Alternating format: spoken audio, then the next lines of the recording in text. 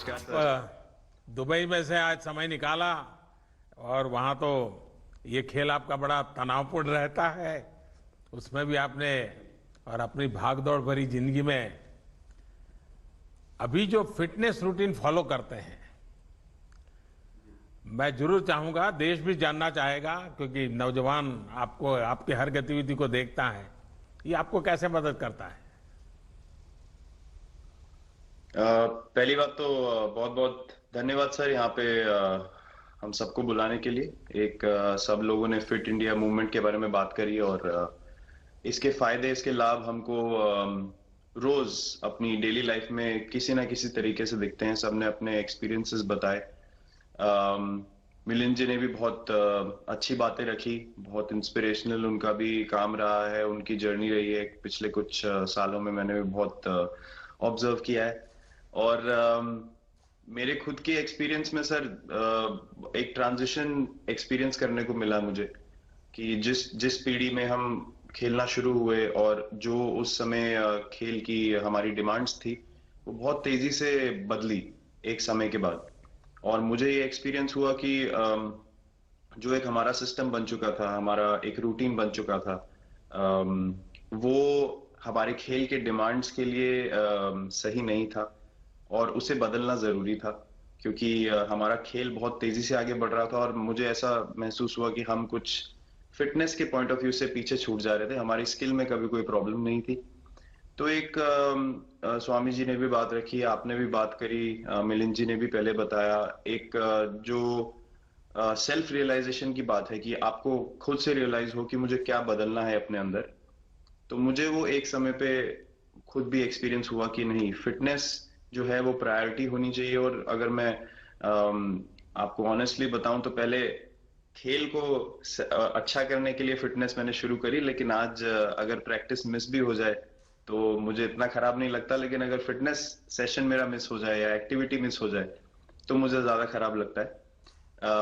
तो इसके फायदे जो हैं तो सर वो सबसे पहले आपको ये जो नया मंत्र जगा, तो दिल्ली के छोले भटूरे का ही बहुत दुखता हुआ होगा।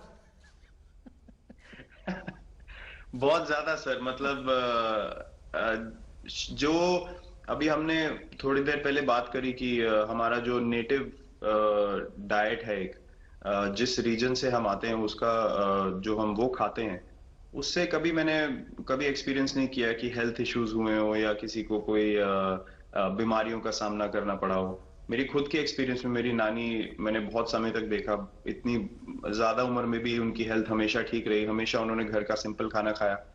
तो मैं जब पला बड़ा तो शहरी खाना, मतलब बहुत ज्यादा बाहर का खाना होता था। खेलने कूदने जाते थे तो आते जाते बहुत सारी चीजें ऐसी खा ली कि जो हेल्थ पॉइंट ऑफ व्यू से अच्छी नहीं है।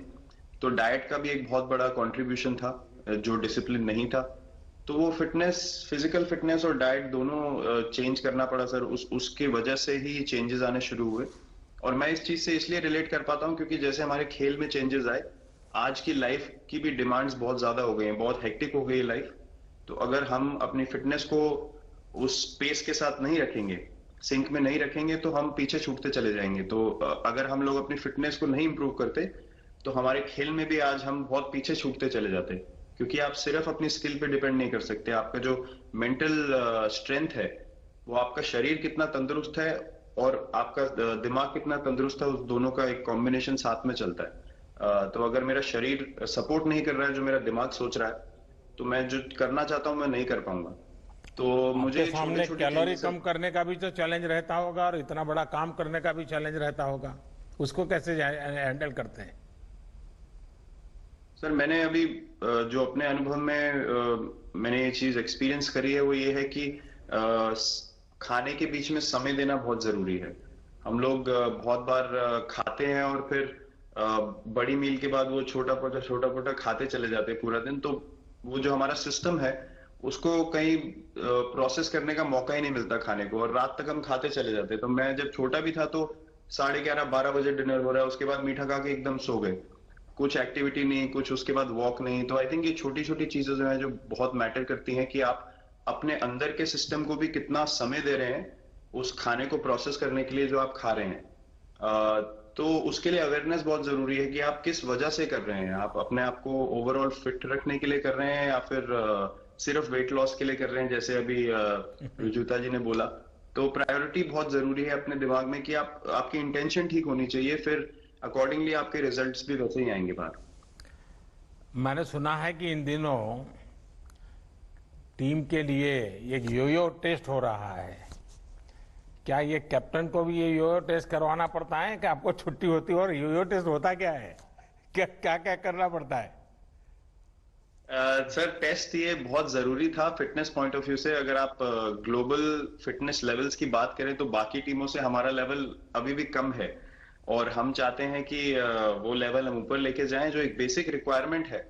आज की डेट में हम लोग फोकस करते हैं कि जैसे T20 मैच हो गया या वनडे मैच हो गया, वो एक दिन में खत्म हो जाता है। लेकिन अगर हम टेस्ट मैच की बात करें जो 5 दिन आपको खेलना है, हर शाम को आपको वापस जाना है, अगले दिन फ्रेश आना है, तो उस पॉइंट ऑफ व्यू से ये फिटनेस जो स्टैंडर्ड था वो बहुत जरूरी था। और मैं सबसे पहले मैं ही जाके भागता हूँ, और ये कंडीशन है कि अगर मैं भी फेल हो जाऊंगा तो सिलेक्शन के लिए मैं भी अवेलेबल नहीं हूँ।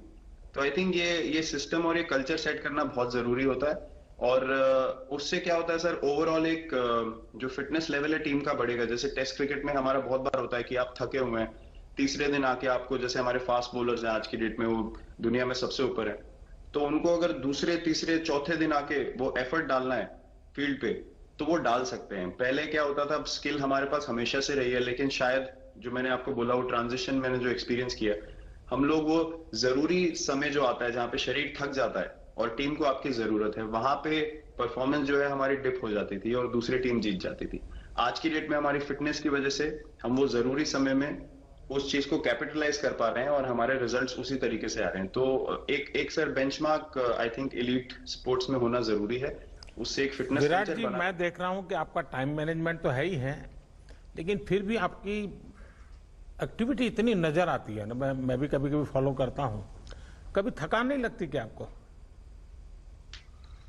सर थकान अगर मैं ऑनेस्टली आपको बोलूं, थकान हर किसी को होती है। अगर आप फिजिकल एफर्ट करेंगे तो थकान होगी, लेकिन अगर आपका लाइफस्टाइल अच्छा है, अगर आप खा अच्छा रहे हैं, अगर आप फिटनेस रेगुलरली कर रहे हैं, आपकी रिकवरी अच्छी है, तो आपकी स्लीप अच्छी है, स्लीप पैटर्न्स अच्छे हैं, तो आपकी रिकवरी तेज होगी।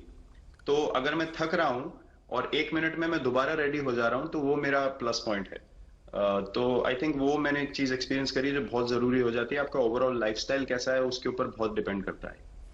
विराट जी, बहुत अच्छा लगा मुझे, और मैं आपको, अनुष्का जी को और आपके दोनों के परिवार को निकट भविष्य की शुभ घड़ी के लिए बहुत बहुत शुभकामनाएं देता हूं। धन्यवाद sir, thank you so much.